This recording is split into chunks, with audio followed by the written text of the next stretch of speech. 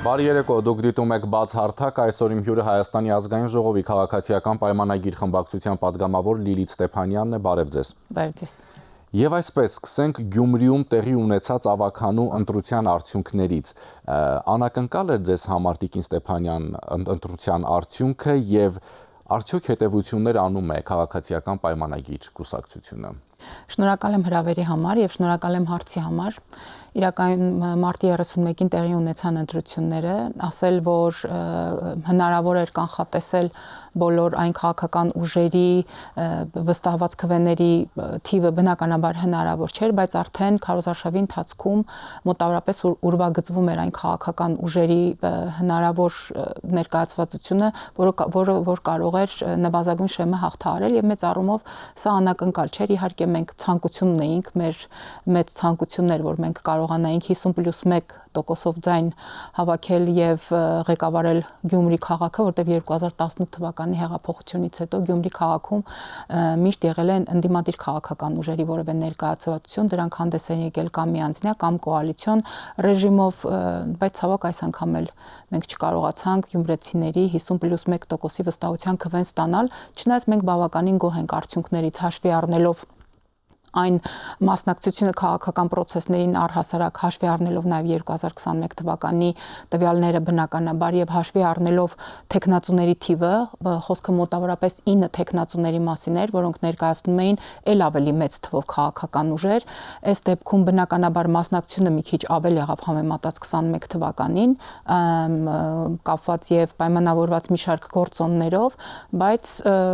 մի խոսքով մենք չունեցանք մեր ցանկացած վստահության քվեների թիվը։ Այ հենց դրա համար եմ հարցնում հետևություններ, այսինքն կա արդյոք ուսումնասիրություն, ինչ որ, չգիտեմ, ինչու է այսպես եղավ, ինչու մարդիկ, որոնք տարիներ շարունակ դժգոհ էին նույն Վարդան Ղուկասյանից, հիմա գնացին եւ իրենց քվեն տվեցին նրան։ Շատ արդար եւ շատ լեգիտիմ հարց է, բայց ցավոք հարցի հասցեատերը ես չեմ։ Ի սկզբանե ասեմ, որ ես ցավով ուզում եմ մատնանշել, որ չնայած 91 թվականից Հայաստանի Հանրապետությունը անկախ պետություն է եւ 91 թվականից մինչ այսօր Հայաստանի Հանրապետությունում տեղի են ունեցել բազմաթիվ ընտրական process-ներ, թե համապետական, թե լոկալ առումով, բայց միևնույն է, մենք չենք կարողանում հասնել նրան, որ քաղաքացիները այս կամ այն տեխնացուին ընտրելուց ոչ թե անձնավորեն, հաշվի առնելով, որ նա մեր բարեկամի տղան է, նա մեր թաղի տղան է, նա մեր այսինչի տղան է կամ մեր այսինչի բարեկամն է, ինչպես կարելի է գնալ եւ չընտրել նրան, այլ ընդհակառակը կարեւոր են այն հեռանկարները եւ այն քաղաքական ծրագրերը, որ քաղաքական ուժերը ներկայացնում են։ Ի սկզբանե քաղաքական քարոզարշավին, երբ որ մենք հետևում էինք, արդեն կային աբսուրդ մեկնաբանություններ, թե սա քաղաքային իշխանությունների ձևավորում չէ, այլ սրա քաղաքական շեշտադրում ունի։ Ինձ թվում է ավելի աբսուրդ ձևակերպում հնարավոր չի պատկերացնել, որովհետև ցանկացած ընտրություն քաղաքական process է եւ պետք է ունենա քաղաքական շեշտադրվածություն, բայց մնացած 8 տեխնացուների կողմից փոքր, այսպես ասենք, վերապահումներով այս ընտրությունները ներկայացվում էին համարյա հավասարազոր ազգային ազատագրական պայքարի հետ, կարելի է լսել այնպիսի ձևակերպումներ, որոնք ուղիղ կառավարության գործառույթների տիրույթում են, մասնավորապես Գյումրին դարձնում էին ազատ տնտեսական գոտի, մեկ այլ տեխնացու հայտարարում էր, որ ընդհանրապես Գյումրու մուտքը պետք է փակել եւ սարքել անցաթղթով, մյուսը ներկայացնում էր, որ երբևէ չի թողի, որ հայ-թուրքական սահմանն այդտեղ բացվի, չնայած 2008 թվականին հենց ինքն էր ջատագովը դրա, այսինքն աբսուրդ հայտարարություններն են եւ ես հենց դա եմ ուզում ցավով նշել, որ գյումրեցին չընտրեց քաղաքական ծրագրերով, գյումրեցին չընտրեց քաղաքական հեռանկարով, գյումրեցին ինչ որ առումով չընտրեց իր քաղաքի զարգացումը, գյումրեցին ընտրեց այնպիսի մեկին, ով ականջահաճո կամ այդ պահին քաղաքական կոնյունկտուրայի, քաղաքական միջավայրի մեջ այս տիրույթում գուցե իրեն հաճելի էր, հա, մասնավորապես, որ օրինակ հենց Վարդան Ղուկասյանը հայտարարեց, որ մուշ Ղարսը Արդահանը ինքը պիտի հետ բերի, թե դա ինչ կապ ուներ Գյումրու ընտրությունների հետ, մինչև հիմա ինձ համար անհասկանալի է, կարծում եմ բոլոր այն ռացիոնալ մտածողություն ունեցող մարդկանց համար, ովքեր որ ինչ որ չափով հետևել են եւ հետաքրքրված են եղել, դու այնտեղ իհարկե հայտարարություններ եղան, որ անպայման Շուշին է հետ բերելու, բայց արդեն Բեռլինի հետ բերելուց հետո եւ Ներդրումների մասին իհարկե եղան խոսակցություններ, որ այսպես ներդրողների մի հսկայական շղթա փաստորեն անհամբեր սպասում էր, թե երբ է օրինակ Գյումրիում գալու իշխանության ընդդիմադիր հատվածը, որ իրենք բերեն եւ ներդրումներ անեն, եւ երբ ուղիղ հարց հնչեց այսօրվա տեխնացուին, ով հավակնում է ղեկավարել Գյումրին 5 տարի իր քաղաքական թիմով, թե հատկապես ովքեր են այդ շահագրգռված ներդրողները, նա պատասխանեց, որ ինքը իր ընտանիքը եւ ինչպես նախկինում ինքը Գյումրու առանձին գուցե թաղամասեր, անշարժ կամ շարժական գույքեր նվիրել է իր շրջապատին, հետո դրանք վերանորոգել է կամ կառավարության գումարներով, կառավարության հատկացումներով եւ դոտացիաներով ինչ որ բաներ են արել, դա հիմա նրանք ներկայացնում են որպես իրենց ընտանիքի կառուցած, իրենց ընտանիքի ստեղծած բարեգործություններ են արել իբր այդպես են ընդհանրում, բայց այստեղ արդյոք ողբերգություն չի, խնդիր չի այն, որ կրիմինալը կրկին դառնում է քաղաքական որոշիչ գործոն։ Ես ցավով պետք է արձանագրեմ, որ այո, ճիշտ է, այդպես է։ Այստեղ ես ուզում եմ ասել, որ Գյումրեցին իր քվեն տվել է այս կամ այն տեխնացուին, այդ թվում նաև քաղաքացիական պայմանագիր կուսակցության տեխնացուին, բայց եթե որոշ քաղաքական ուժեր ազնիվ էին եւ իրենց քաղաքական ղեկավարի կամ իրենց կուսակցության դեմքով էին ներկայանում այս ամբողջ ընթացքում, ապա կային քաղաքական ուժեր, ովքեր դիմեցին տեխնոլոգիաների, որոնք կարծում եմ հանրությունը պետք է շատ շուտ հասկանար եւ մերժեր։ Օրինակ Ռոբերտ Քոչարյանը եւ իրեն սատարող եւ իրեն աջակցող քաղաքական ուժերը օրինակ հանդես եկան երկու տեխնացուով, նրանք ամբողջ քարոզարշավի ընթացքում որևէ թթու խոսք, որևէ քննադատական խոսք չեն հնչեցրել, որևէ մեկը չի քննարկել քաղաքական ծրագրերը, հա, իրար, թե որքանով են այդ ծրագրերը ռեալ, որքանով են անռեալ, որքանով կարող են օրինակ կառավարության դոտացիաներով եւ Գյումրու հավաքագրմամբ, հարկեր եւ դուրքերի հավաքագրմամբ դրանք հնարավոր իրականացնել։ Սերժ Սարգսյանը եւ իրեն սատարող քաղաքական ուժերը, այդ թվում նաեւ հանրապետական կուսակցությանը եւս երկու հոգով հանդես եկավ եւ մենք այս մասին փորձում ենք Գյումրեցին ասել, որ շատ շուտով, երբ որ արդյունքները ամփոփվեն, կա վտանգ, որ այս ուժերը միավորվելու են, բայց Գյումրեցին այսպես ասած անհաղորդ մնաց հիմնականում կամ գուցե չպատկերացրեց, որ օրինակ Ռուբեն Մխիթարյանը եւ ով Սերժ Սարգսյանի փեսայի մտերիմ ընկերն է եւ Մարտուն Գրիգորյանը, ով այս պահին ազգային ժողովի падգամավոր է եւ հանրապետական եւ պատիվ ունեմ հանրապետական կուսակցությունի եւ Վանեցյանի հզոր հայրենիք, եթե ճիշտ եմ հիշում, անունը կուսակցության խմբակցության падգամավոր է, այս երկուսով փաստորեն նույն քաղաքական ուժն էին ներկայացնում։ Մեծ առումով իհարկե բավականին ցավալի է, որ ձեր կողմից նշված բարքերը հետ են եկել, բայց Գյումրիում ես եւ դուք չեք ապրել։ Գյումրիում նրանք են ապրել եւ ըստ երևույթին իրենք պետք է արգելապատնեշ դնեին իրենց վստահության քվեն չտալով որևէ ուժի եւ այդ հնարավորությունը կար, այդ պայմանները ստեղծված էին, կային 9 տեխնացուների վերջո կարելի էր ընտրել որևէ այլ տեխնացուի, որևէ ընդդիմադիր տեխնացուի, եթե օրինակ իշխանության տեխնացուն չէր բավարարում եւ չէր ռեալիզացնում, չէր ինտեգրում նրանց քաղաքական շահերը, կային եւս 7 տեխնացուներ կարող էին ընտրել։ Այս հետաքրքիր, տեսեք, դուք ասում եք իրենք են ապրել, իրենք գիտեն ով է, մոտավորապես այսպես, բայց հետևություն հենց իշխանությունը նաև պետք է անի, որովհետև մոտ 1 տարի հետո արդեն ազգային ժողովի ընտրություններ են եւ ինչ երաշխիք, որ այս պատկերը չի լինի շատ այլ համայնքներում։ Գուցե շատերը այսպես չընդունեն կամ գուցե իրապես չընդունեն, բայց մենք իսկապես կարծում ենք սա ժողովրդավարության ցուցիչ է եւ մենք գուցե ունենք շատ ռեֆորմներ, գուցե ունենք շատ process-ներ, որոնք պետք է ավելի արագ տեղի ունենային, բայց դանդաղ են տեղի ունենում եւ հանրությունը, հասարակությունը հիրավի ունի քննադատության տեղ եւ մեզ քննադատում է, դա մենք ընդունում ենք, բայց մենք ի սկզբանե 2018 թվականի հեղափոխությունը նաեւ տեղի ունեցել, երբ բարբերաբար կեղծվել են Հայաստանի Հանրապետությունում ընտրությունները եւ սրանք գուցե սա այն կարևոր ելակետներից մեկն է, որ իշխանությունը երբեք չի գնա ընտրությունները կեղծելու ճանապարհով եւ մեր քաղաքական թիմի առաջնորդը Հայաստանի Հանրապետության վարչապետը բազմիցս ասել է, որ ձեռքը կկտրի, բայց երբևէ որևէ քաղաքացու քվե չի կեղծի։ Այս առումով մենք հավատարիմ ենք մեր քաղաքական հանձնառությանը Այո, Հայաստանի Հանրապետության բավականին շատ գյուղական եւ քաղաքային համայնքներում մենք ունենք ընդդիմադիր ուժերի ներկայացուցիչներ, բայց այս ընդդիմադիր ուժերի ներկայացուցիչների կողմից հասարակությանը հրամցված այն նյութն էլ իրականում որևէ քննադատության չի դիմանում, թե օրինակ կառավարությունը ավելի քիչ է համագործակցում այս համայնքների հետ, որովհետեւ համայնքն է Հայաստանի Հանրապետությանը, քաղաքացին Հայաստանի Հանրապետության քաղաքացին է, հետեւաբար կառավարության եւ կառավարող ուժի համար բացարձակապես կարևոր չէ, թե ով է ղեկավարում որևէ համայնք։ Մենք պատասխանատու ենք մեր քաղաքացիների առջև եւ որևէ օրինակ ընդդիմադիր ուժի ներկայացուցիչ չի կարող ասել, որ որևէ ծրագիր են ներկայացրել կամ որևէ սուբսիդիա են ներկայացրել, որը բխել է տվյալ համայնքի եւ քաղաքացու շահերից եւ օրինակ կառավարությունը դա չի հաստատել։ Տիկին Ստեփանյան, ինչի եմ ասում հետևություններ 2026-ին ընտրություններ են, որովհետեւ Ազատ Արշակյանն ասում էր, որ իշխանությունը այնպես պետք է անի, որ հանցագործները, կրիմինալները չմասնակցեն ընտրություններին։ Այսինքն չկա այստեղ մտավախություն, որ նորից, այսպես ասած, նրանք, ովքեր արդեն կարծես թե պետք է մոռացված լինեին, չգան նորից իշխանության։ Այստեղ ես դարձյալ հիշեցի Վարդան Ղուկասյանի հայտարարություններից մեկը, ով բոլորովին վերջերս, երբ արդեն կար խոսակցություն, որ Գյումրիում պետք է լինեն արտահերթ ընտրություններ, Հայկ Բալասանյան դաշինքի հետ կապված խնդիրներից հետո, երբ որ արդեն ապօրինի գործով էս քրեական վարույթը արդեն հասել էր դատարան, ինքը այսպես հայտնվեց, Վարդան Ղուկասյանը հայտնվեց տեսախցիկների առջև եւ այսպես հանրային արդեն հարթակներ էր փնտրում խոսելու համար, մոտավորապես հետեւյալ մեղադրանքներով, բնականաբար չեմ ցիտում, մոտավորապես հետեւյալը, թե ինչի եկաք եւ օրինակ կպակ իմ աշարժույքին, թողեք ես իմ թալանածը հանգիստ վայելեմ, այլ դուք եկաք կպակ նրան ինչի ես ունեմ, հանիրավի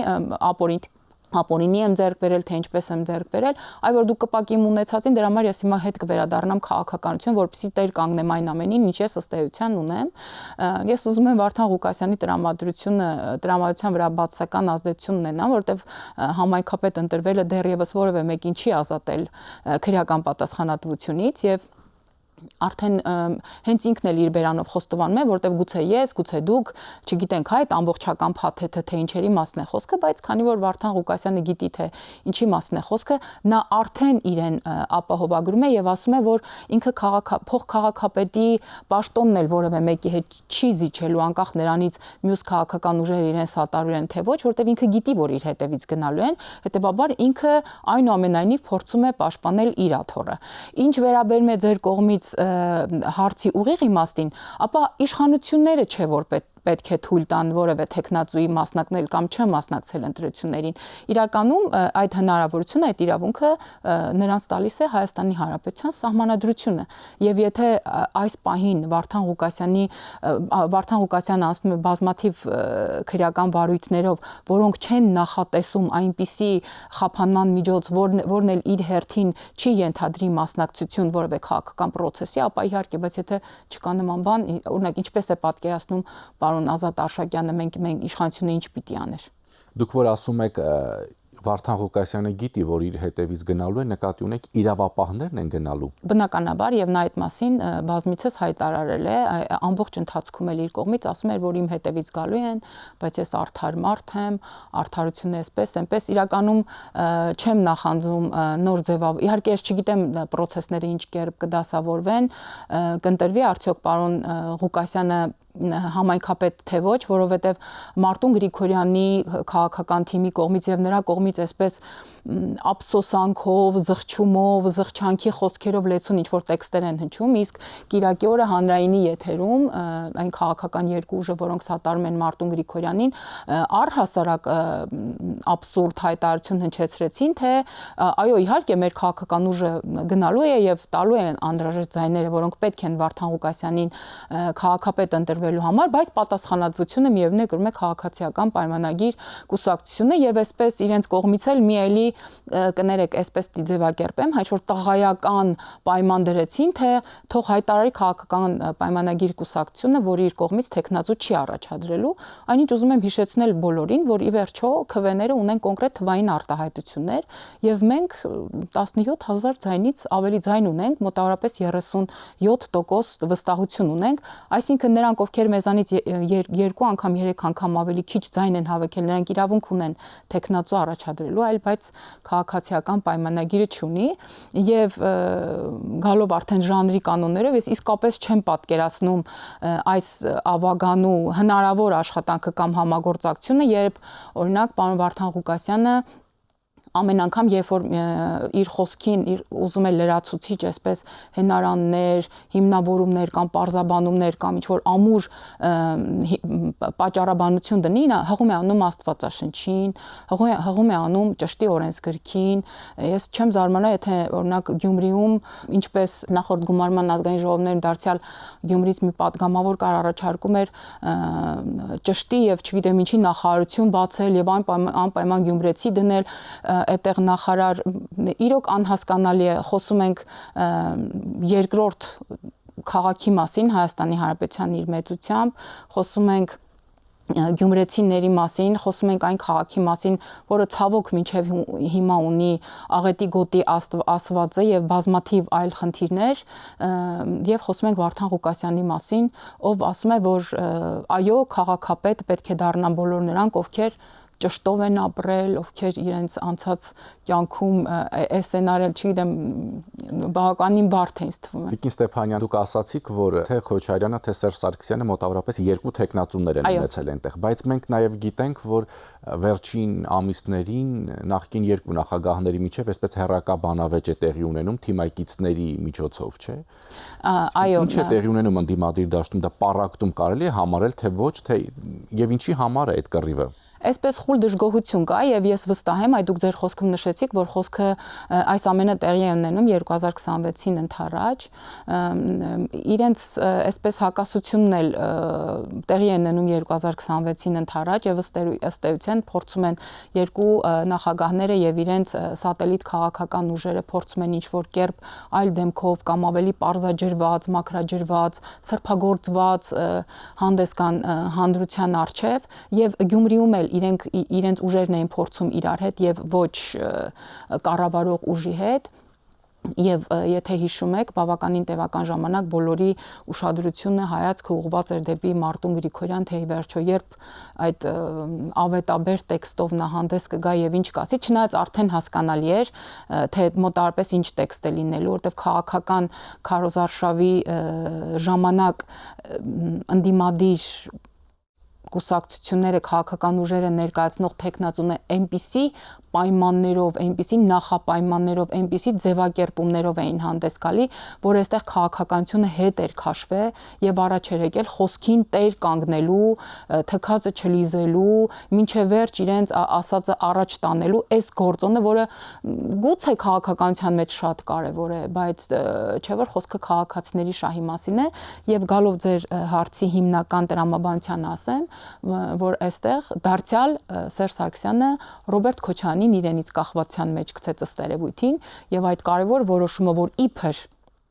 կայացրել էր Մարտուն Գրիգորյանը, իրականում կայացրել է Սերժ Սարգսյանը։ Կայացրել է Սերժ Սարգսյանը եւ սրանով այն անդրաժեշտ ձայներով, որ Մարտուն Գրիգորյանը պետք է հատկացնի, որպեսզի Վարդան Ղուկասյանը դառնա քաղաքապետ, իրականում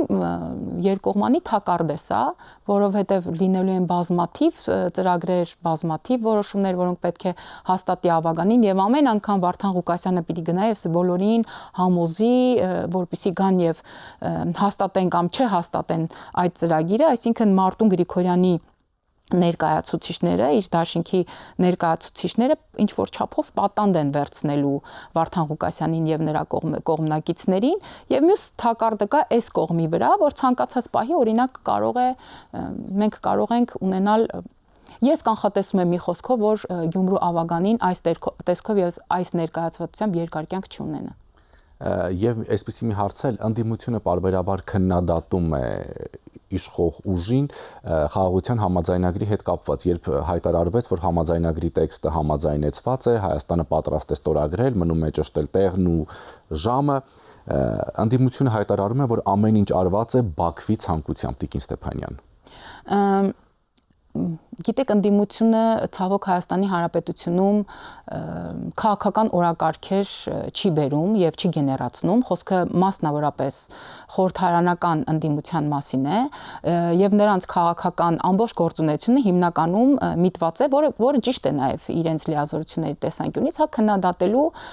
կառավարող ուժի կողմից բերվող եւ գեներացվող քաղաքական օրակարգին։ Ցանկալի կլիներ լսել իրենց օրակարգը։ Այստեղ ուղղակի հետաքրքիր գիտեք որն է, եթե ամբողջ արվածը Բաքվի ցանկությամբ, ինչու Բաքուն չի ստորագրում։ Այ հենց սա է, որ երբ որ մի փոքր տրամաբանություն ենք դնում այս ամենի մեջ, եթե դա միակողմանի զիջում է, եթե դա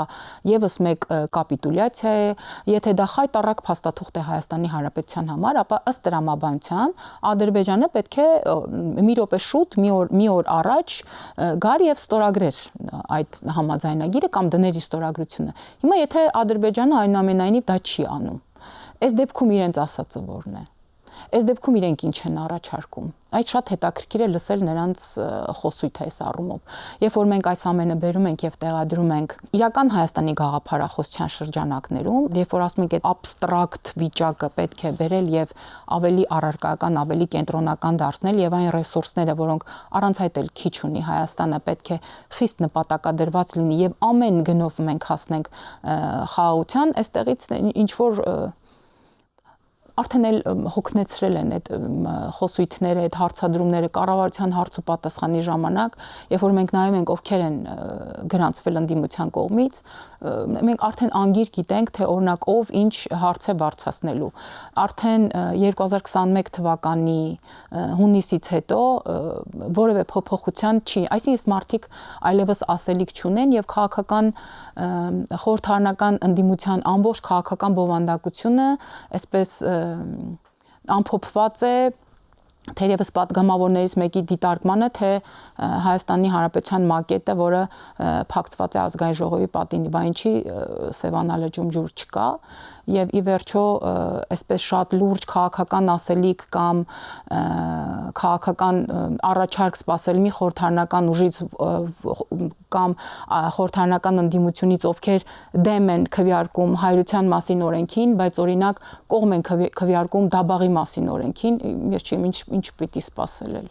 Շնորհակալություն։ Ձեզ եմ շնորհակալ։ Հիշեցնում իմ հյուրը ազգային ժողովի քաղաքացիական պայմանագիր խմբակցության падգամավոր Լիլիթ Ստեփանյանն է, շնորհակալություն ուշադրության համար, հաջողություն։